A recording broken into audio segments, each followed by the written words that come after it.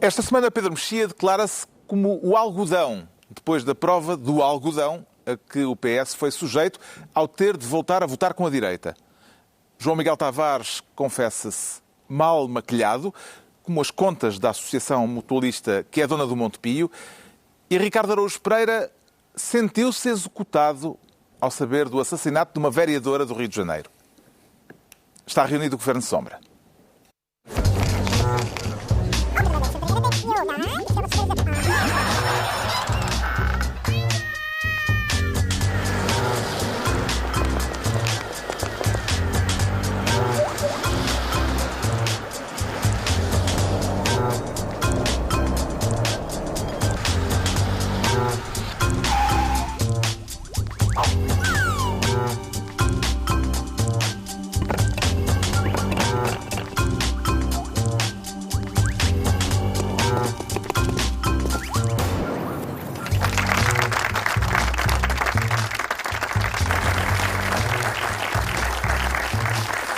Ora viva, sejam bem-vindos. No final de uma semana marcada por temporais e intempéries, é que não escapou a nova direção do PSD. Daqui a pouco falaremos da polémica em torno das, digamos assim, habilitações académicas do secretário-geral da equipa de Rui Rio, Feliciano Barreiras Duarte. Antes, o Ricardo Araújo Pereira quer ser ministro do chocolate, com promessas docinhas, ou nem por isso, Ricardo Araújo Pereira? Não são docinhas, não. Não? Não é chocolate amargo? É bastante amargo. Com um grau de pureza acentuado. Isto é quase só cacau, é mesmo sabe a lama. Quero falar de duas decisões judiciais, uma recente, a outra mais antiga. Sim. Ambas do Tribunal da Relação do Porto. Exatamente, essa é a curiosidade. Aquele Tribunal da Relação que já tinha, aqui há muito pouco tempo, emitido um acórdão que deu polémica e de que falámos aqui, de uma senhora agredida pelo amante e pelo marido. Pelo marido em com uma moca de pregos. Sim, exatamente, com uma moca de pregos. Este Tribunal é sempre muito sensível a estas questões. E mais uma vez, porquê é que nós estamos a trazer esta assunto Comecemos para aqui? pelo caso dos chocolates. É melhor. Pois a questão é essa, é que esta semana Garcia Pereira, o eminente advogado, relacionou aqui dois casos, um bastante recente, que é o tal dos chocolates, e um outro que ele foi buscar um acórdão do mesmo tribunal do caso dos chocolates. Portanto, vamos por partes. Vamos por partes. Primeira Chocolates. Chocolates. Primeiro chocolates. Vamos começar pelos docinhos. Os docinhos, sim. Há pouco tempo, coisa de uma semana ou duas, este Tribunal da Relação do Porto condenou um homem que o próprio tribunal diz que é um indigente, porque ele roubou 23 euros em chocolates. Roubou, quer dizer, meteu-os no casaco e quando ia sair foi apanhado. Nem sequer teve tempo de os saborear. O que aconteceu foi, portanto, ele quando as pessoas do supermercado o apanharam, ele terá tirado uma seringa e ameaçado a infectá-los com o vírus da SIDA. O fim do caso é, ele quis roubar, mas não roubou, e ameaçou infectar, mas não infectou. Este é o caso. Na primeira instância, o tribunal, tendo em conta estes factos e também o facto do homem ser indigente, teve uma pena bastante... Eu agora estava a achar que isto começasse tão depressa, mas estava aqui a tentar perceber qual era a pena. Mas é uma pena. Foi uma pena e não era uma pena assim tão grande. Mas o Ministério Público recorreu. Achou que isto é uma vergonha. Este senhor que roubou 23 euros em chocolates disse, isto não pode ficar assim. Recorreu para a relação. Foi para a relação e então a relação agravou a pena num ano e tal de pena suspensa, multa, etc. Pronto, fixemos isto. É um ano e tal para 23 euros de chocolates. Exatamente. Que o desgraçado nem sequer comeu. E depois o Garcia Pereira, então, esta semana disse, atenção, este é o mesmo tribunal que, aqui há uns anos, escreveu o seguinte acórdão, cujos juízes escreveram o seguinte acórdão a propósito de um caso de violação. E ele quer ler esse magistral peça da magistratura? Se tiverem paciência. Não. Portanto, uma senhora foi... Se calhar precisamos de bolinha vermelha porque tem uns requintes pornográficos. Uma vez que se trata de um caso de violação, é desagradável, não é?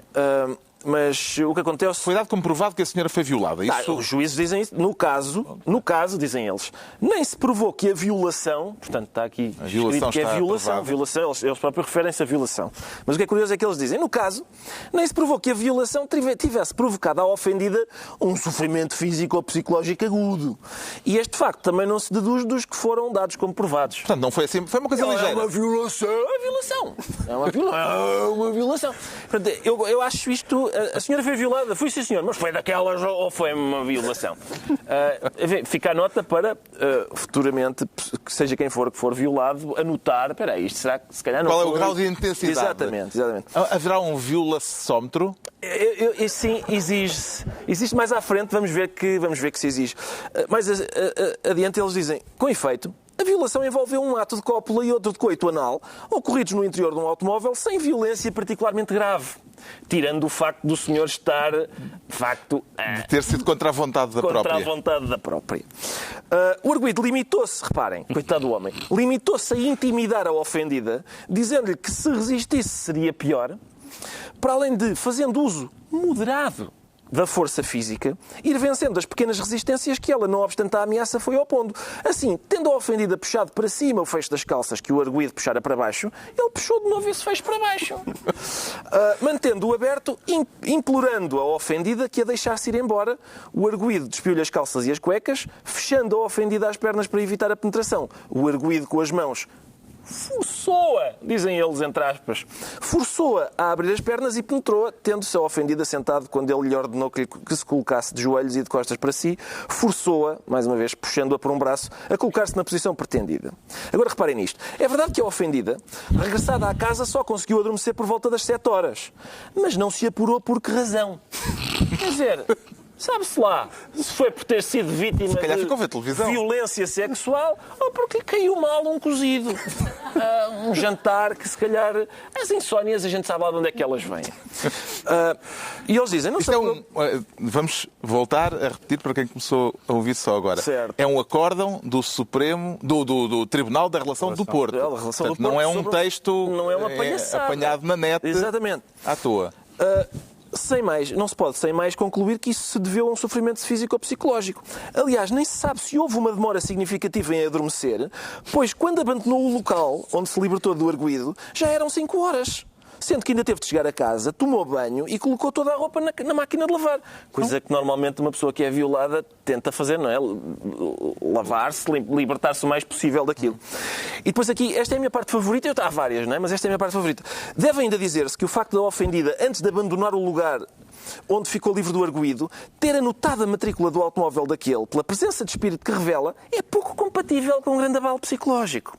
Portanto, a partir de agora as vítimas chegam à polícia e dizem assim, tirou a matrícula do homem? Epá, não. Então como é que a gente o apanha? Ou... Tirou a matrícula do homem? Tirei, sim, senhor. Então não ficou assim tão perturbada. E pronto, é isto. A vítima tem que escolher se quer ser perturbada, mas não apanhar o bandido, ou ser acusada de sangue frio, mas apanhar o homem. Quanto ao sofrimento físico, provou-se apenas que o arguido, ao introduzir o seu pênis no ânus da ofendida, provocou a esta dores.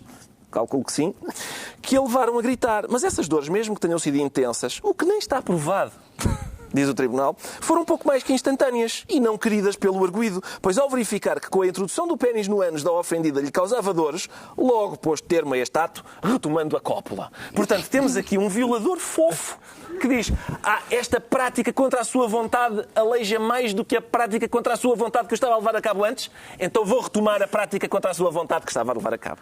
Isto foi assinado unanimemente por 4 juízes desembargadores. Já agora fica para nota os juízes desembargadores Manuel Joaquim Brás, Luís Dias André da Silva, Francisco Marcolino de Jesus e José Ferreira Correia de Paiva. E se calhar uma salva de palmas para estes autores desta prosa. Acho que é merecida. Agora, judicial. Portanto, é este mesmo tribunal que... o violador foi... absolvido. Foi da violação. Ele foi condenado a 15 meses, com pena suspensa... Por sequestro. Por sequestro. Não por violação. Pois, porque como depois ameaçou que fazia e acontecia, Exatamente. isso foi considerado sequestro. E essa é a questão. Pena suspensa de 15 meses... que é mais ou menos, e por isso é que eu no início disse que devíamos anotar aquele ano, um ano e pouco, para o senhor dos chocolates de 23 euros. É mais ou menos a mesma pena que... por roubar chocolates que nem sequer se chegaram a comer. Agora, mas a questão é esta, é o que eu proponho para as senhoras desta comarca. Posso propor ou não? Ainda não. Não. Ainda não. Porque primeiro eu queria ouvir aqui o João Miguel Tavares. Garcia Pereira, no artigo em que refere estes dois casos, conclui que é necessária uma maior fiscalização dos juízes e do modo como eles são ensinados, formados no Centro de Estudos Judiciários. Acompanha estas preocupações sobre a formação dos juízes e, sobretudo, sobre a forma como eles são escrutináveis. João Miguel Tavares. Eu não sou suficiente especialista na matéria, não é? Não é porque nós ouvimos um acórdão absurdo que daí também podemos extrapolar para todos os juízes. As experiências que eu tenho com os juízes... Claro que, evidentemente, isto não é norma, não é? Porque senão estávamos aqui todas as semanas... É bom, sim, claro. Há pessoas desequilibradas e doidas não em todas as norma, profissões. Mas é preocupantemente recorrente, atenção. Não, claro, a questão é que um juiz, não é? Enquanto um membro de um dos poderes e das bases estruturantes de qualquer regime, evidente, tem responsabilidades acrescidas. Isso parece-me uma coisa óbvia. Na altura, quando o juiz Neto Moura, que é o outro juiz anterior, o da Moca, o do caso da Moca, que evocava a Bíblia e o adultério, ele, aparentemente não, isso foi noticiado, que foi levantado pelo Conselho Superior de Magistratura, um processo disciplinar. E nessa altura saíram várias notícias em que se dizia que num intervalo de 10 anos, acho que era entre 2006 e 2016, havia 23 juízes que tinham sido demitidos ou obrigados a uma aposentação compulsiva. Ora, se nós falarmos em 23 juízes num intervalo de 10 anos, estamos a falar de mais de 2 juízes por ano que são afastados no decorrer do exercício da sua profissão. Portanto, estes números fazem antever de que alguma fiscalização existe. Se a formação dos juízes deve ou não ser melhorada, aquilo que nós também vemos por estes casos é que muitas vezes existe aqui, sobretudo em questões que envolvem a sexualidade, uma espécie de generation gap, uma diferença enorme entre aquilo que provavelmente são os juízes mais velhos e que vivem no mundo com o qual nós, de facto, não nos identificamos minimamente e aquilo que são os juízes mais novos e que, sinceramente, já têm certamente um pensamento mais arejado. Portanto, a minha experiência das poucas vezes que eu fui a tribunal, tive sempre imensa sorte a apanhar excelentes juízes que ou me absolveram ou deram-me razão aos processos que eu tinha. Portanto, eu estou bem servido. Eu também, mas tu também estás bem servido. Nunca fui violado dentro de um carro, nem possuo uma vagina, mas em princípio tenho vantagem. Mas se quiseres podemos fazer isso. Eu tento-te violar dentro de um carro e depois vemos qual de nós ganha. Tu estás sempre com essa proposta. Há que tempos que tu andas resolvam isso lá fora. Não aguenta. De que modo é que se pode tornar compatível uma ideia de fiscalização cívica daquilo que acontece nos tribunais, Pedro Mexia, com o princípio da independência das magistraturas? Bem, não há nenhuma colisão entre esses dois princípios. A independência significa que as magistraturas não estão sujeitas ou submetidas a outro poder, nomeadamente ao poder executivo, que não obedece ao governo. A fiscalização supõe que há fiscalização cívica. Não, mas a fiscalização cívica... Portanto, uma coisa é dizer que os tribunais decidem livremente, sem serem tutelados, nomeadamente pelo poder governo, político. Pelo poder político. Outra coisa é as decisões, até porque são públicas, serem escrutináveis. Escrutináveis a vários níveis. Quer escrutináveis... Lidas pelo Ricardo Araújo Pereira aqui. Exatamente. Quer escrutináveis dentro da profissão, digamos assim. Quer escrutináveis além de ser recorríveis, não é? Mas agora a falar do escrutínio. Quer escrutináveis pelo público. As pessoas têm o direito a comentar e a criticar as sentenças e as decisões judiciais. Isso não é proibido, nem é pouco democrático ou pouco cívico. Portanto, a justiça não é incriticável. Isso não faz sentido nenhum. E nós temos tido algumas experiências. Curiosamente, é quase sempre... Eu sou um bocadinho avesso, talvez porque... feliz ou infelizmente, fiz direito, sou um bocadinho avesso a comentar as decisões judiciais, porque acho que há coisas, acho que há elementos que nos faltam. Por exemplo, mesmo em casos destes? Não, no caso do chocolate, por exemplo, certamente, eu não sei qual é a valoração, por exemplo, da ameaça com a suposta seringa infectada. Parece-me que esse crime é muito mais grave do que o dos 23 euros. Claro. Agora, há uma coisa que nós podemos, mesmo sem ter os factos todos, comentar. Acórdãos? Não só acórdãos, como certo tipo de considerandos. Exato. O que a gente vê muitas vezes, e nesse caso da Moca era muito claro, é que os juízes permitem fazer considerações que, independentemente depois da aplicação da lei, são absurdas.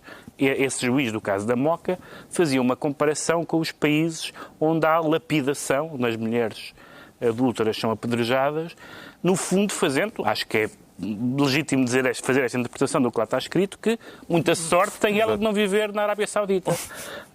Ora, isso é grotesco, evidentemente, e, portanto, ainda que por absurdo esses considerandos levassem a uma aplicação correta e razoável da lei, os considerandos em si são sempre absurdos, porque não é possível que o juiz faça uma espécie de ensaio sobre, seja o que for, a moralidade, a sexualidade, toda esta forma eufemística de descrever uma violação. Não faz sentido nenhum. Claro que, evidentemente, que há graus, todos os crimes têm graus e a violação também tem, claro, e os graus de brutalidade e os atos cometidos, tudo bem. Mas há aquela coisa do... apenas... porque é que ela adormeceu, exato, quanto é que demorou a adormecer... E anotou a matrícula. Isso é tudo bastante ridículo. Perante estes casos, e depois de analisar cuidadosamente os acórdãos do Tribunal da Relação do Porto, o Ricardo Araújo Pereira, na tentativa de avançar com uma proposta concreta e pela positiva, porque estamos aqui também para isso, não é? Pois, com certeza, no fundo, claro, acho que é isso que as pessoas esperam de nós. Tem uma sugestão a fazer, não é? Uma sugestão, dirigida a quem, Ricardo? Dirigida a senhoras desta comarca. Acho que é uma maneira eficaz de se protegerem contra violadores. Nós temos uma imagem, não sei se está... Cá está. Eu devo dizer que esta imagem foi obtida por mim no âmbito de uma pesquisa exclusivamente para este programa. Apenas no âmbito profissional? No âmbito profissional. Quem nos segue pela rádio, se calhar vai precisar de uma audiodescrição. Certo. Portanto, trata-se de lingerie de chocolate, feita de chocolate. E isto sim, um violador desta comarca pensa, bom, eu pela violação não me fazem nada, agora se eu dou cabo de chocolate, se calhar... E a senhora sente-se protegida? Em princípio, estará sim, protegida? Sim, em princípio, sim. Eu acho que é capaz de ser um negócio com futuro para esta... Fica a sugestão, e é um nicho de mercado a explorar, evidentemente, para os empreendedores que quiserem, eventualmente, seguir esta sugestão do Ricardo Araújo Pereira. Entregamos ao Ricardo a pasta de Ministro do Chocolate, precisamente. Agora, o João Miguel Tavares quer ser Ministro da Ignomínia para castigar ou para acometer, Ricardo Araújo? João Miguel Tavares. A ignomínia? A ignomínia. Se calhar as duas coisas ao mesmo tempo.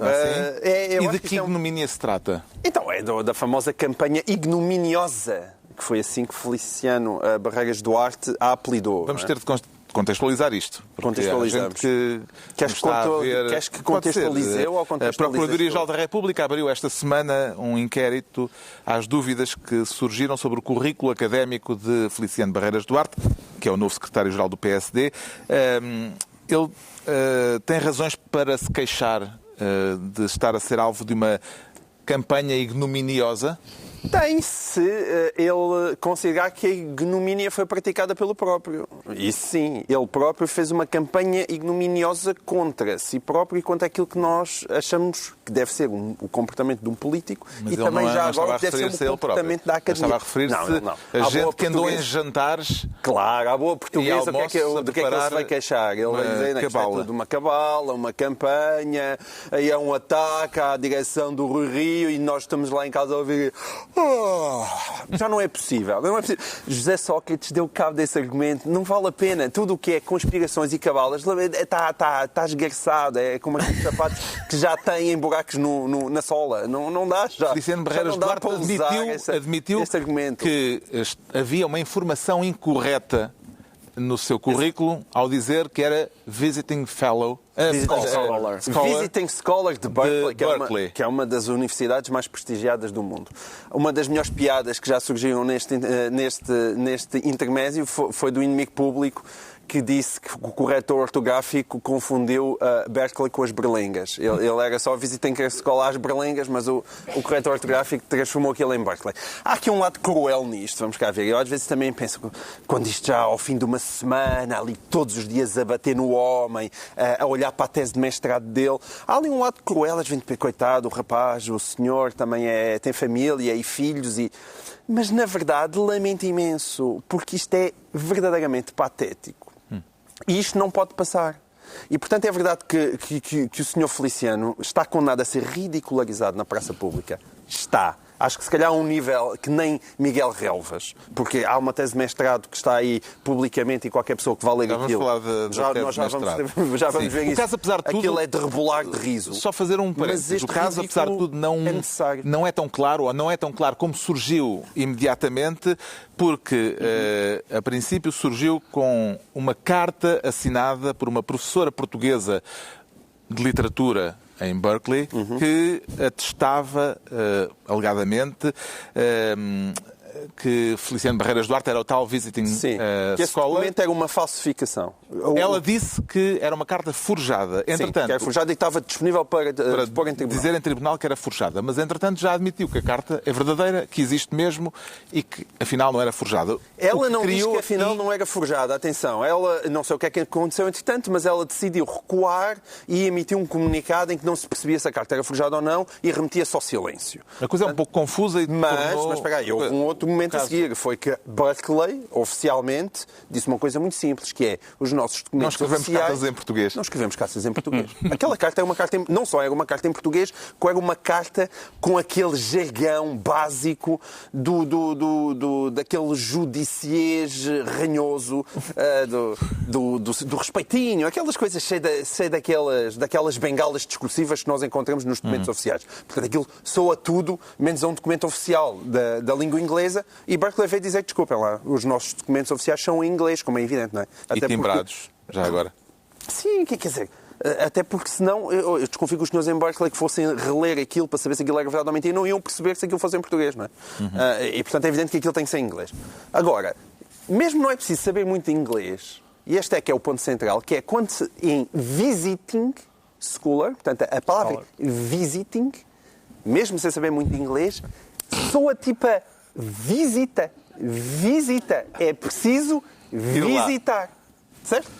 Ora, o senhor Feliciano veio admitir que nunca pôs os pés em Berkeley. Nunca pôs os pés. Mas isso pode não ser mau. Porque eu estou farto daquelas visitas que são 4 da manhã e não se vão embora. Ele é uma visita que nem sequer aparece. Eu acho, mas às vezes é melhor. Não aborrece o anfitrião. Berkeley certamente lhe está muito agradecido. Agora, ele utilizou aquilo obsessivamente, não foi? Ele depois vem dizer, não preciso de Berkeley para nada. Para quem não precisa de Berkeley para nada, cada vez que ele abria a boca, falava em Berkeley, nos documentos oficiais, nos currículos... Nos restaurantes. Quer um café, doutor? Já agora, antes de ir para Berkeley, onde sou visiting scholar... Nas contracapas dos 20 e tal livros que ele publicou, estava lá sempre. Mas o problema é, a tese de mestrado dele foi, em grande parte, baseada no seu currículo pessoal. E aquilo, além de visiting scholar em Berkeley ser fundamental, até está cheia de coisas absurdas, mesmo no próprio currículo. Ele tem lá uma parte, que é para mim uma das partes mais divertidas, quando o senhor diz que é conselheiro económico numa província da China. E então ele diz que ele é conselheiro económico do município de Anfen. É mesmo. É melhor filtrar. É A-N-F-H-N. É A-N-F-H-N. E eu pus no Google Maps não. Como é que ele é consultor desse conselho e não diz? Primeira coisa, mudarem o nome. Não. E eu pus eu disse, eu não percebo muito da China, mas isto hoje em dia as redes sociais é uma coisa maravilhosa. Então fui para o Facebook e vi, alguma das pessoas que perceba da China, alguém conhece? E houve gente que me dizia, não, porque é que você não telefona mesmo para a Embaixada da China? E eu dizia, se eu telefonar para...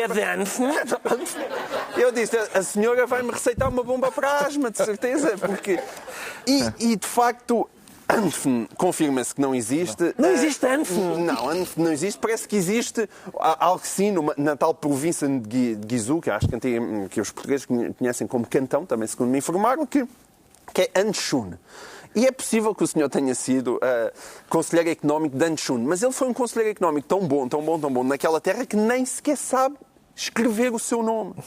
E, portanto, tudo isto e continuávamos por aí, atenção, eu levava o resto do programa todo a falar alegremente da sua tese de mestrado. Temos mais de que falar. Isto é um acumular de coisas completamente ridículas e patéticas que outra vez, que nós estamos a ver outra vez. Quer dizer, já levámos com o Sócrates e com o Vaz, já levámos com o Relvas, agora o Feliciano outra vez, com licenciaturas saloias e teses, já não se aguenta. Na sequência da notícia do Sol, foi o semanário Sol que publicou esta notícia na semana passada, o currículo de Feliciano Barreiras Duarte foi passado a pente fino ao longo da semana nas redes sociais, nomeadamente.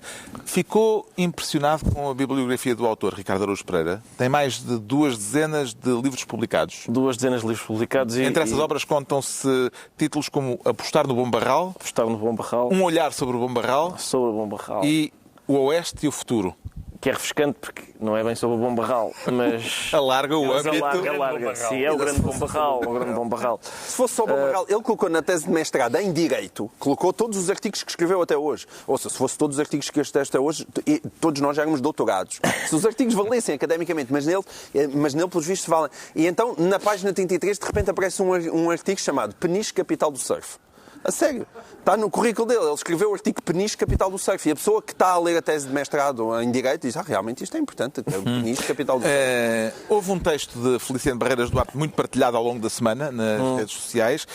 As conclusões da tese de mestrado do secretário-geral do PSD. Sim. Teve a oportunidade de apreciar a prosa? Tive, Carlos. Eu tenho aqui, aliás... Não quer lê-la? Quero. Já agora hoje está nessa... Exatamente. Estou leitor. Isto é a conclusão da tese, não é? Conclusão. Eu não sei em que medida é que isto é uma conclusão de uma tese, mas... conclusão, aquela coisa que as pessoas escrevem, não é? Com o tempo. Sim. É pá, uma súmula, não é? Da xixa. Exatamente. Eu vou lê-la... em solidariedade, já explico porquê. Conclusão. Devia ter um pianinho, mas infelizmente... Conclusão. Podias ter dito que eu trazia a guitarra. Em conclusão... à produção. Em conclusão, a elaboração deste relatório, com os fins e objetivos anteriormente referidos, pretende-se que seja consabido o relacionamento entre a primeira e a segunda parte do mesmo, com a evidência principal que, de entre a multiplicidade do currículo do seu autor, poderá sobressair e outro sim destacar o fio condutor de que, nas suas múltiplas atividades e intervenções académicas, profissionais, não profissionais, mas de servidor público, jurista, professor, investigador, conferencista, autor e afins, está sempre presente uma trave mestra, a saber, que é a problemática do sistema jurídico e político português, com uma incidência especial na sua axiologia, a sua catalogação jurídico-política e, sobretudo, a sua elasticidade jurídico-constitucional. Isto continua, não quero as pessoas... não sei se vou indispor as pessoas. Eu estou a ler com falta já lhe falta o fogo. Eu estou a ler em solidariedade porque eu fartei-me de passar cadeiras chatas, assim.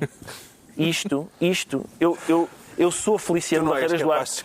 Eu sou Feliciano. Sabes o que é que eu admiro? Não eras, porque tu punhas as vírgulas no sítio. Não, isso está bem. Há aí uma ignomínia contra a língua portuguesa. Exatamente. Há várias ignomínias, mas há uma coisa que eu consigo captar, que é, eu também fiz este axiologia. Exatamente. Eu também fiz isto. Eu passei cadeiras em que os trabalhos eram, vão lá dividir então estas questões que são um problema global, vamos dividi-las em 3 fatores. Cada um desses fatores, o que é curioso, pode ser dividido em 4 aspectos. E de repente estou a meio do trabalho e ainda não disse nada. Eu sou Feliciano Barreiras Duarte. Chama-se Direito. Exato. Exatamente. Meus senhores, não. Nada do que eu nunca tinha visto nada do que eu vi naquela admiração. João Miguel, desculpa, eu tenho admiração por isto. Sabes porquê? Porque dá menos trabalho tu ires estudar mesmo. Dá menos trabalho. Ir estudar dá menos trabalho. Isto requer um esforço. Estar aqui. Não, porque a axiologia das problemáticas jurídico da elasticidade. A sério, isto dá mais trabalho. Uma pessoa fica a pensar, e agora, cara? Mas eu acho que convém revelar qual foi a nota que o senhor teve, não é? Teve 18. Teve 18. Teve 18 nisto. Teve. Essa tese de mestrado apresentada na Universidade Autónoma de Lisboa... Tinha acabado a licenciatura com 11. Tinha acabado a licenciatura com 11, acabou finalmente e depois conseguiu o mestrado com 18, num júri constituído por o seu orientador de tese, que era um ex-vice-presidente do PSD, e depois a presidente do júri, a famosa Constança Urbano de Sousa, portanto, na altura ainda não famosa. Ainda não famosa, isto foi em 2014, a ministra da Administração Interna do PS, e o outro membro do júri era um ex-secretário de Estado do PS. É curioso que Feliciano Barreiras Duarte foi secretário de Estado adjunto do ministro Miguel Relvas. E, portanto, houve um período em que Portugal teve um secretário de Estado, visiting scholar, que não era visiting scholar, a assessorar um ministro licenciado que não era licenciado. Em termos de habilitações imaginárias, eu fico surpreendido de um unicórnio nunca ter entrado no Ministério com o Elvis a cavalo para saber o que é que se passa. E o Dom Sebastião à larga. Sim, sim. Perante este caso, Rui Rio mantém a confiança no secretário-geral que escolheu para o partido. Aliás, vamos falar disso já a seguir com mais detalhe. Mas o que é que conclui Pedro Mexia do lapsus língua de Fernando Negrão ao referir-se no Parlamento, numa declaração aos jornalistas, ao referir-se a Feliciano Barreiras Duarte como arguido neste caso, coisa que ele não é? Uma espécie de momento Diácono Remédios. Lembra-se do Diácono Remédios que fazia da personagem do Herman, que quando queria interromper alguma coisa que ele considerava escabrosa, dava um exemplo ainda mais escabroso, dizendo qualquer dia, e o exemplo que ele dava ainda era pior do que aquele que tinha sido. E basicamente Fernando Negrão diz qualquer dia ele é arguido, e de repente não se percebeu porque é que ele avançou. Ele não disse qualquer dia. Eu sei. Ele chamou-lhe mesmo arguido. Mas o que não se percebe, independentemente desse lapso, que depois ele corrigiu dizendo que isso pode vir a acontecer, enfim, tentou mais ou menos dar a volta ao texto. O que não se percebe, e me custa a perceber, e vamos também falar mais de Rui Rio a seguir, é que o Rui Rio entrou com um caderno de encargos muito claro em algumas matérias, e um deles é, digamos, a questão ética, o famoso banho de ética, e percebe-se que em qualquer caso que é levantado, e já foram vários, de vária natureza, nenhum deles tem problema nenhum. O que ele disse sobre o caso Feliciano Barreiras Duarte foi que ele tinha posto umas coisas a mais. Disse textualmente, há um aspecto do currículo de Barreiras Duarte que estava a mais, não estava preciso e ele corrigiu. Eu diria que 90% dos problemas éticos resultam de coisas que estão a mais ou de coisas que estão a menos. A ética é basicamente a arte de fazer coisas a mais ou a menos. E, portanto, perante todas as questões, perante a questão Salvador Malheiro, perante a questão Helena Fraga, perante a questão Feliciano Barreiras Duarte, que são todas diferentes e sobre as quais, de resto, nós não temos dados conclusivos em alguns aspectos importantes, mas a reação do Rio é sempre minimizar. E, portanto, na verdade, eu não gosto do banho de ética, mesmo que a expressão banho de ética tivesse uma concretização. Não gosto, acho que a ética não se apregou. Agora, se a ética se apregou e depois não tem conclusão nenhuma, ou seja, basicamente o que nós estamos a ver em relação à sua entourage é que todas as coisas de que acusam pessoas próximas de Rio, algumas são mais graves do que outras serão mais nebulosas do que outras, mas são sempre chutadas para canto. E portanto a ética serve-nos de pouco. Se, na verdade, mas o que Rio diz... Só uma pequena nota aqui. Este caso é muito diferente, apesar de tudo, dos outros. Não, mas a resposta é igual. Não, sim, a resposta é igual. A resposta é igual. Mas nós podemos dizer que é Fraga ou Malheiro e tal, tem casos obscuros no passado, com muita gente na política. Quem vai ler aquela tese de mestrado, aquilo é uma tonteria do princípio ao final. Ok? É uma outra gravidade, é dizeres que este senhor tem muito pouca coisa na cabeça. Lamento. É que não é só, isto que ele fez é uma coisa que não faz sentido. Falar, João Miguel, isto requer talento. Não requer. A sério? Não, tu não. Sério. Eu vou-te imprimir a tese. No fim do programa tu vais-me escrever meia página sem dizer nada. Não é possível que o Sr. Feliciano Barreiras Duarte seja competente a fazer o que é que seja. Com aquilo, não é possível. É um outro nível de gravidade. Ele foi buscar para a secretária-geral do PSD... Alguém que faz uma coisa daquelas, não é possível. Carlos, tenha paciência, não aceito esta acusação. Eu não aceito. Por isso é que eu acho que tu estás a defender. Ter ou não ter coisas... Tu não podes dizer que conseguias fazer igual. Não faz meia página sem dizer nada. Vais fazer meia página. Não sabes do que é que próxima aula traz meia página destas. É a maneira como não dizes nada. O João Miguel Tavares isto é só a conclusão. Imagina o que é que ele teve. O João Miguel Tavares fica ministro da Ignomínia e é a altura do Pedro Mexia se tornar ministro do embaraço e ainda para continuar a falar do PSD, Pedro Mexia. Sim, porque foi muito engraçado, porque o Santana Lopes, depois de ser o adversário do Rui Rio nas eleições internas do partido, no Congresso, aliás, nas diretas, foi converteu-se ao rioísmo, acho que se diz rioísmo, ao rioísmo, muito misteriosamente. Mas já passou. E já lhe passou, entretanto já lhe passou. Portanto, ele mudou e agora mudou outra vez. Então, esta semana, e tem muita graça, historicamente tem muita graça. Sim. Santana olha para este mês de Rui Rio e diz assim: tem sido complicado, houve ali umas atrapalhações, o que tem imensa graça. Quer dizer, ele sonhava... A expressão atrapalhações é da mesma família semântica de atrapalhadas. Ele sonhava há anos acusar alguém daquilo que o acusaram a toda a hora, incluindo na campanha interna do PSD. E mais do que isso, é verdade. É verdade. Ou seja, o que ele diz verificou-se, tem sido na escolha do líder parlamentar, na votação para o líder parlamentar, na relação com a bancada, nestas coisas que têm afetado os vice-presidentes, o secretário-geral, etc. Tem havido uma estreia muito infeliz e eu, devo dizer, não me congratulo com isso, porque, basicamente, se o PSD continuar de pantanas, teremos António Costa até ele ser Presidente da República, que é o passo seguinte. Portanto, mais 7 anos, ou lá quanto é. Mas tem corrido mal, tem corrido francamente mal, ao ponto de várias pessoas, incluindo Pacheco Pereira, amigo e, não sei se é apoiante, mas tão apoiante quanto ele pode ser de alguém, do Rui Rio, veio dizer ele não sabe rodear-se, ele não sabe escolher pessoas. Houve várias pessoas que disseram isso esta semana. E, portanto, mesmo os seus... quer ser Primeiro-Ministro é um pormenor de menos. Achas que o Primeiro-Ministro tem que escolher pessoas? Exato. É capaz de ter ministros e tal, não é? É isso. Pacheco Pereira também disse, mas há pessoas sérias na direção do PSD. Não, claro que há pessoas sérias na administração do BES. E o problema do Rui... O problema do Rui Rio não é não ser sério. O problema do Rui Rio foi ter alegado uma seriedade de que, em relação a casos que possam acontecer, não se vê que ele dê qualquer margem de manobra. Se calhar ele não pode dar nesta altura, ou seja, seria terrível para ele dar o flanco. Agora, nada disto é muito entusiasmante.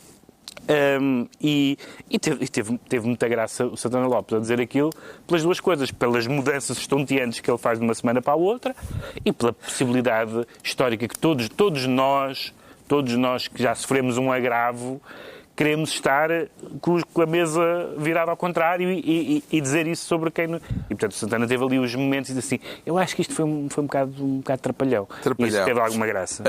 O que será feito do espírito de unidade exibido no Congresso entre vencedor e vencido, entre Rui Rio e Santana Lopes? Ricardo Araújo Pereira. Carlos, eu sobre esta problemática que tem aspectos muito diversos, eu creio que, não vale a pena de um ponto de vista político, as dinâmicas internas de um partido atravessam por vezes... Isso é credível quando chegar à Estás a ver como é difícil? Não consegue! Retira o que disseste! Não consegue! Mas o problema é a linguagem. Tu não colocas outro sims lá no meio. Eu ia fazer outro sim. Mostra-me, dá-me lá isso. Não, eu só... Não dá-me esse papel da conclusão. Não é esse da conclusão. Olha para isso. Isso é muito bom, pá. Olha ali, poderá sobressair e outro sim destacar.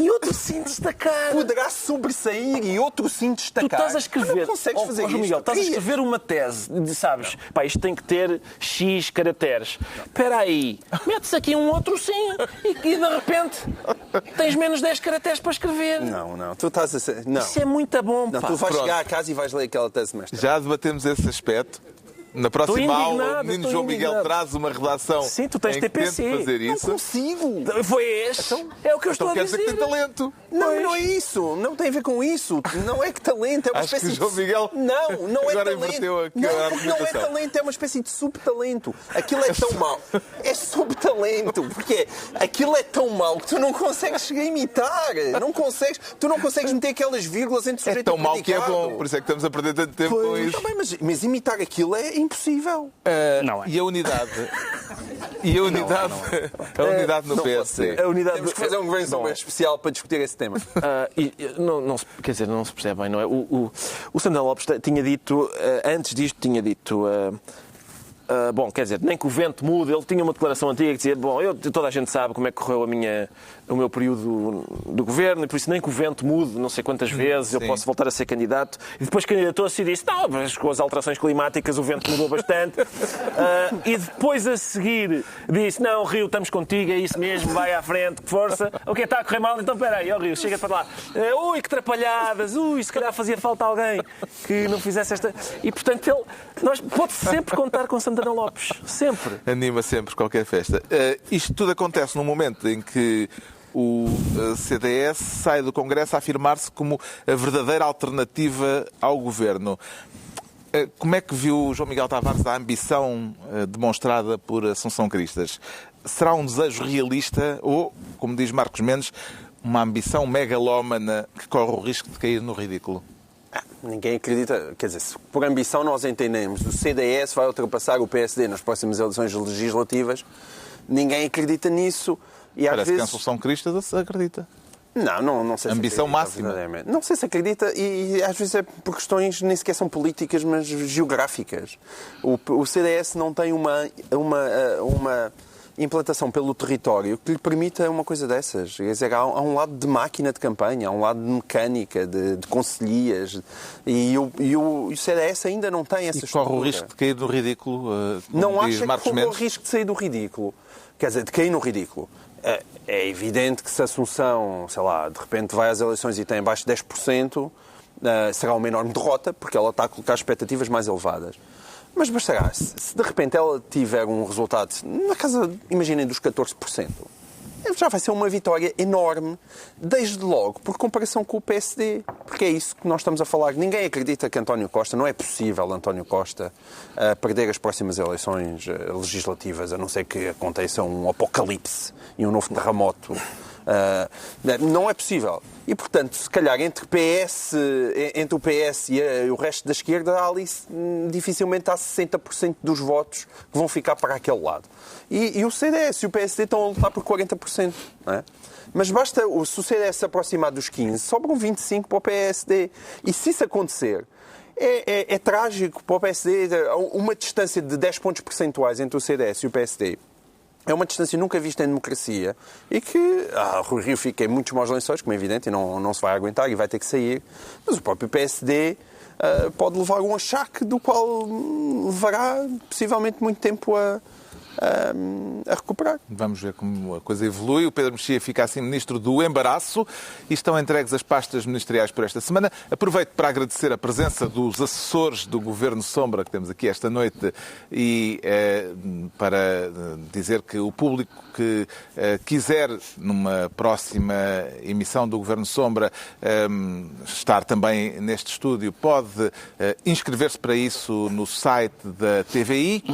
Agora, continuamos ainda com o Pedro Mexia, que se sente como o algodão. E é mesmo verdade que o algodão não engana, Pedro Mexia? Aparentemente há quem ache que sim, porque, na verdade, algumas pessoas disseram, para grande irritação do PS, que em certas matérias o PS votaria mais vezes à direita ou com a direita do que à esquerda ou com a esquerda. E isso aconteceu... Quer falar da votação desta semana? Sim, isso já aconteceu várias vezes em matérias europeias, naturalmente, porque a esquerda... Ficou suspense. Não chegaste a concretizar. A votação desta semana... Pois estava à espera que contextualizasse. Aconteceu várias vezes em matérias europeias e agora aconteceu em matéria esta semana no Parlamento laboral. Ao juntar o PS... À direita. E tratava-se de uma reversão, das famosas reversões que foram boa parte da política do governo durante um período de legislatura. E, portanto, uma coisa relativamente fácil e até no espírito que gerou este próprio entendimento parlamentar, que era o espírito de reverter certas políticas o PCP, o Bloco de Esquerda e os Verdes apresentaram propostas na área do trabalho para revogar medidas do governo anterior, os bancos de horas e a caducidade dos contratos coletivos. Exatamente. E para repor o tratamento mais favorável aos trabalhadores. Bom, e o PS, nessas matérias, não acompanhou a sua esquerda, gerando uma acusação, que aliás é endémica nos partidos, no PC então dura há 40 anos, de que o PS, quando chega às questões que doem, é um partido que alinha mais com a direita do que com a esquerda. O PS responde de uma maneira que seria uma maneira habilidosa, mas que acaba por dar os mesmos argumentos. O PS na Assembleia responde o seguinte, ao Governo, responde o seguinte, neste caso o PS, responde que era extemporâneo fazer essas alterações, essas reversões, porque isso é matéria de concertação social. Como se sabe, o Partido Comunista adora a concertação social e, portanto, dizerem-lhe que isto não se vai fazer porque fica para a concertação social é péssimo, porque já toda a gente sabe que à esquerda do PS a concertação social é um mecanismo altamente contestado, é um mecanismo, para usar a linguagem marxista típica, de conciliação de classes, e nós não queremos que as classes se conciliem. E, portanto, o PS, depois, um deputado do PS diz, bem, nós estamos aqui num entendimento parlamentar, mas não há aqui uma fusão. Não há aqui uma fusão. Não há só que essas questões. Eu não estou a fazer aquele discurso de isto vai cair, não chega até ao fim da legislatura. Claro que ficam. Mas há, nestas questões que são muito caras à esquerda parlamentar, há uma série de decepções, de erosões, de choques. Na engrenagem, mas também é a forma de Bloco de Esquerda e PCP conseguirem manter a sua identidade e a sua alternativa, a sua força alternativa. Claro que sim, mas se disso não resulta, como resultou em boa parte do mandato, alterações, e nomeadamente reversões, então vai certamente discutir-se, e no Partido Comunista já se está a ver que se vai discutir muito a sério, se na próxima legislatura não volta tudo ao zero, porque se disser, bom, fizemos aqui algumas coisas, mas não podemos fazer mais, porque nestas matérias, pura e simplesmente, nós não vamos tão longe, nós não estamos do mesmo lado, porque o PS nunca diz isso. Diplomaticamente, o PS não diz discordamos, o PS diz não é oportuno, é extemporâneo, pertence a outra. Se o PC e o Bloco lá estão, é para fazerem valer as suas ideias. Naturalmente, é normal que assim seja. Se na contabilidade final se verificar que em matérias tão essenciais como a questão do trabalho essa voz não pesa assim tanto, é um problema. A justificação de que isto é matéria da concertação social parece-lhe válida, João Miguel Tavares? Para mim, nesta matéria, todas as justificações são boas, sobretudo para não mexerem no que está bem. Não é? É um bom princípio conservador, que é não mexer no que está a correr bem. O desemprego... Mas o João Miguel é liberal. Eu sou liberal, mas estou a ficar confuso. Não, mas eu sou um liberal que gosta de certas conservadorices. Pois, claro. Como seja a família, certas coisas. E eu sou um conservador que gosta de certas liberalices. Pronto, é isso, estamos bem. Como todos nós. Bom, mas isso. Quem é que não gosta de uma boa liberalice de vez em quando? Que atira primeiro. Exatamente.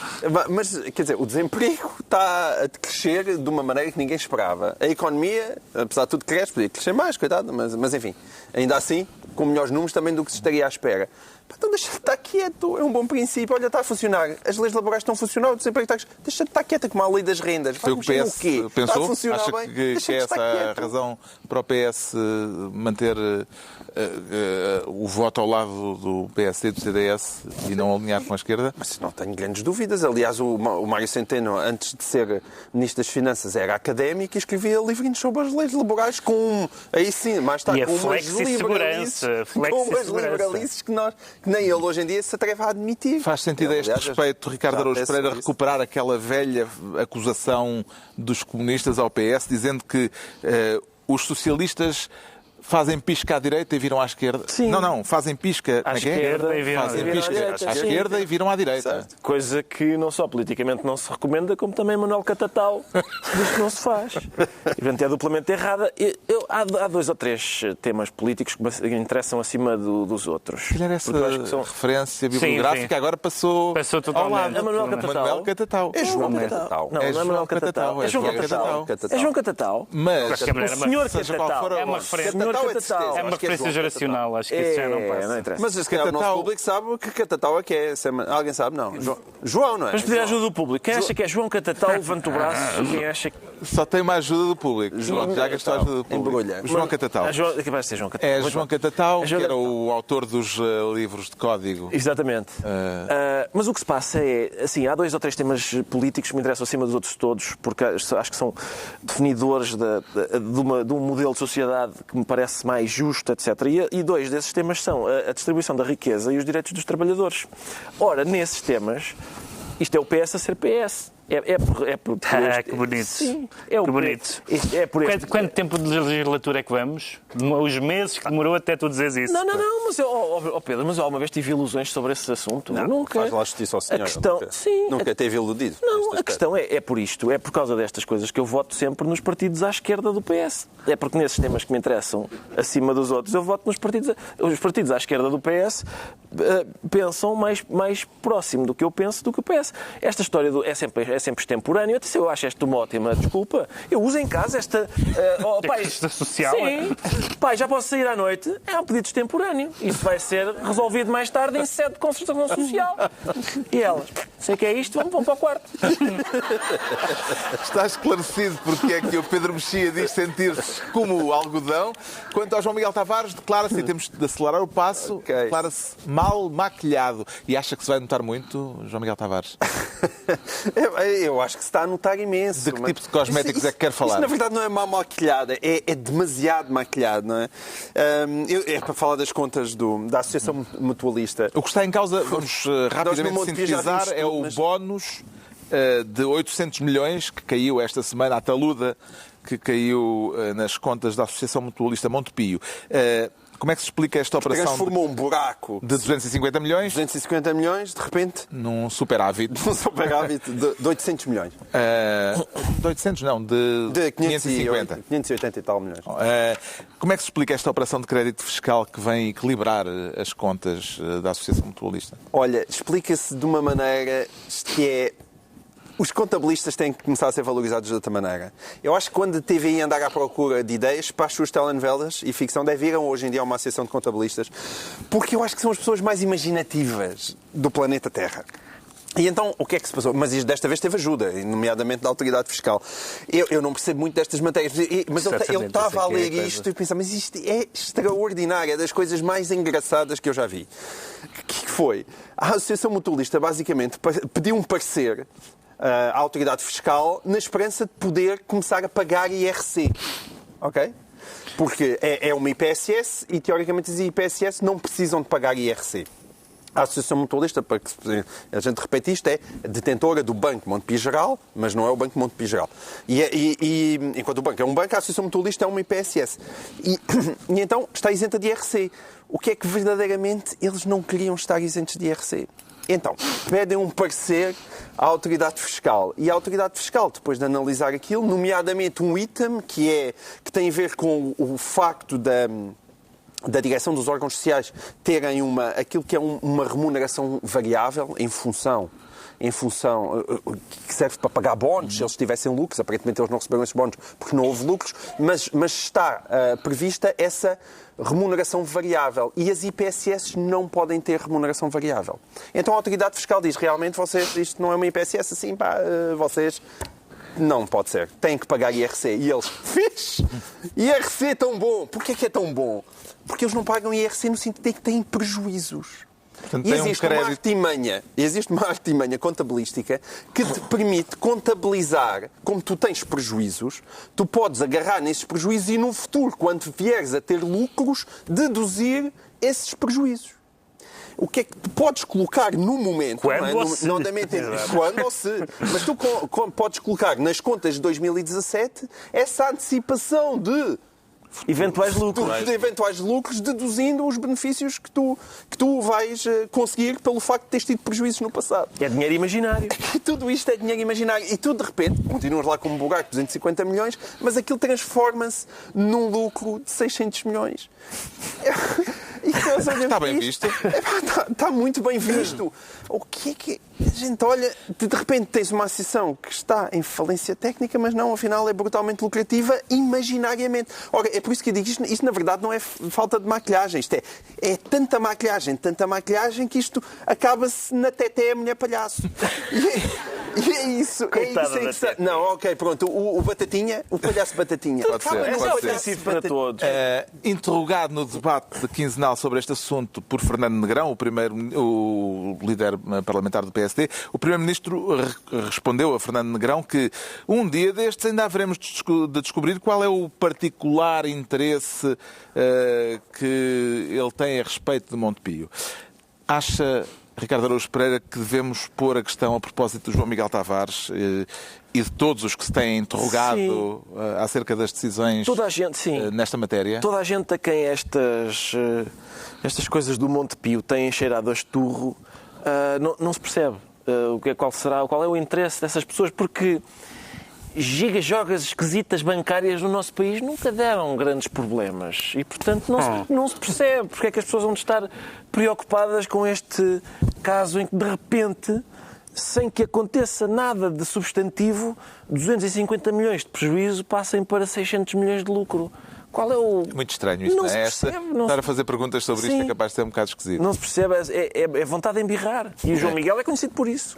O Governo escolheu, já que estamos a falar do debate quinzenal, escolheu para este último debate quinzenal os incêndios e a limpeza das florestas e ficou no ouvido, já quase no final do debate, uma frase do Primeiro-Ministro. Costa diz que o Governo não acordou para esta realidade dos incêndios no dramático dia 17 de junho. E depois acrescenta Costa que um dos principais problemas do país é a péssima qualidade da informação que só acorda para os problemas nas tragédias. Deve-se concluir disto, Pedro Mexia, que o Primeiro-Ministro considera que a comunicação social tem culpas no cartório pela morte daquela mais de uma centena de pessoas do verão passado? Eu acho que em relação ao verão passado, acho que é justo dizer que o Governo não acordou para o problema só nessa altura, porque não acordou para o problema. Não acordou, manifestamente não estava acordado para o problema. E é aquela reação que é, acho que mais ou menos consensualmente considerado o ponto mais baixo da legislatura, foi não tanto os incêndios foram uma tragédia, mas que não podem ser diretamente assacados ao Governo, embora haja várias coisas por esclarecer, mas a reação foi muito parecida com acordar para um assunto, ou não estar acordado quando ele se desencadeou. E, portanto, o Governo já corrigiu o tiro em algumas matérias, do ponto de vista do discurso, do ponto de vista legislativo, das precauções que estão a ser tomadas para este ano, e todos esperamos, aqui não há política, acho eu, que não deve haver política no sentido partidário da palavra, esperemos que nada disso se produza. Agora, parece-me estranho, tanto tempo depois disso passar e tendo havido passos que as pessoas consideram positivos, aliás, na sequência daquela comissão que foi criada, agora a culpa foi da imprensa, a culpa foi dos jornais. Em que medida é que alguma daquelas pessoas, alguma daquelas vítimas, alguma daquelas situações pode ser assacada aos jornais? Eu acho que o Primeiro-Ministro, toda a gente tem direito a criticar a imprensa e a dizer o que quiser, mas neste caso o link é-me totalmente obscuro, e acho que era um assunto sobre o qual o PS devia, como tem feito, aliás, nos últimos largos meses, tratar nas pontas dos pés e não dessa maneira, que é uma frase claramente infeliz, não há outra maneira de qualificar. Repito, um dos principais problemas do país é a péssima qualidade da informação que só acorda para os problemas nas tragédias. Essa frase assim sim, o problema é no contexto do assunto, não é? Uhum. Mas é uma excelente frase, é uma frase magnífica. A gente tinha aquela sensação, o Governo geriu mal o problema dos incêndios, mas em princípio aprenderam a lição. E depois, passado vários meses, ele vem e diz, um dos principais problemas disto é a má qualidade da imprensa, que só acorda para as tragédias depois de elas ocorrerem. E eu concordo, eu nunca mais voto no Diário de Notícias, só por causa disto. Já sabemos porque é que o João Miguel Tavares se declara mal maquilhado. Agora vamos tentar perceber, mas muito, muito rapidamente, porque é que o Ricardo Araújo Pereira diz sentir-se executado. É para falar do assassinato de uma vereadora do Rio de Janeiro, conhecida pelas denúncias de maus tratos policiais. Há razões para pensar que se trata de um crime político, com certeza, Ricardo Araújo Pereira? Claro, é muito fácil de perceber, sim, é bastante fácil de perceber. Ainda por cima agora apareceu uma notícia segundo a qual as munições nem sequer disfarçam, não é? As munições... Foram 4 tiros na cabeça. Sim, exato. Não roubaram nada. Munições... Não roubaram nada. Sim, não roubaram nada. Munições que foram compradas pela... E, portanto, isto de uma pessoa... ser assassinada por causa das coisas que defende, por causa das denúncias políticas que faz, por causa das declarações políticas que faz, e haver outras pessoas que, a propósito, que por causa deste tipo de prática, não é? Como é óbvio, ficam intimidadas. Isso é o ponto a partir do qual isto deixa de ser uma democracia, não é? E, portanto, é bastante preocupante. O Brasil não é um país, não é a Suécia para nós, não é um país estrangeiro igual aos outros. E, portanto, o facto disto estar a acontecer é óbvio que nos transtorna. À altura dos decretos temos de saltar já porque... E é possivelmente por isso que os brasileiros andam todos a vir para o Príncipe Real, só que não vão caber. Sim, se o Brasil despejar todos os seus cidadãos em Portugal, não vai haver espaço Aquilo para está toda a tão gente. mau que eles dizem, não, se é para isto, vou para Portugal, pá. O Pedro Mexia decreta agora... É que perguntas. Agora é que perguntas? Agora é uma pergunta. Sim, agora é que perguntas. Como sabem, o que ficou, Foi bem o que ficou combinado em Angola foi que entrava um novo presidente e José Eduardo dos Santos ficava apenas como líder do MPLA. Como quem diz, toma conta disto, mas eu estou aqui na sala ao lado para ver se isto... O João Lourenço foi muito além das expectativas, em termos positivos, que se tinha em relação a ele, e há grande contestação no MPLA. E o José Eduardo dos Santos convocou um congresso extraordinário e terá dito esta frase, citada na imprensa: se quiserem que eu saio já. E a minha coisa é, só agora é que perguntas. Claro, a gente quer que tu saias há muito tempo. A gente não sou eu, são os angolanos, incluindo os do MPLA. O João Miguel Tavares decreta trancas à porta. Trancas à porta porque nós soubemos agora, nesta sexta-feira, que o inquérito do DIAP de Lisboa que investigava o caso Itopeira, de repente, bumba, foi parar à internet e está disponível num site que supostamente é um site anti-benfiquista. E isto, de facto, a gente já não sabe bem o que é que pensa. Paulo Gonçalves parece que andava a violar o segredo de justiça para saber coisas para o Benfica. Pelos vistos, os inimigos de Paulo Gonçalves também violam o segredo de justiça para pespegar com aquilo que são as suspeitas sobre ele.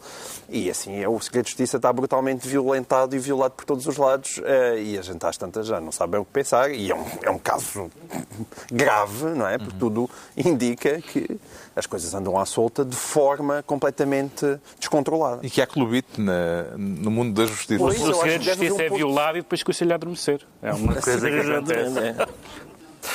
O Ricardo Araújo Pereira decreta Barrete. Barrete, porque António Capucho quis voltar ao PSD e aparentemente o Conselho de Jurisdição do partido acha que é melhor não. Há pessoas que têm visto esta decisão do Conselho de Jurisdição como uma... enfim, digamos, manter a punição de que António Capucho tinha sido alvo por ter integrado outras listas, listas concorrente do PSD. Eu acho que é por desconfiança. Há um magnífico livro do Mário de Carvalho sobre este assunto, mas relativo a outro partido. O que me parece é que as pessoas do PSD pensam, portanto, neste momento, onde há um partido, onde há um motim no grupo parlamentar, onde vice-presidentes são vaiados, onde o candidato derrotado já começa a roer a corda ao candidato vencedor, há um tipo que quer entrar. Desconfio. Cheira muito isto. Está concluída mais uma reunião semanal. De hoje a 8 dias, à mesma hora, novo Governo Sombra, Pedro Mexia, João Miguel Tavares e Ricardo Araújo Pereira.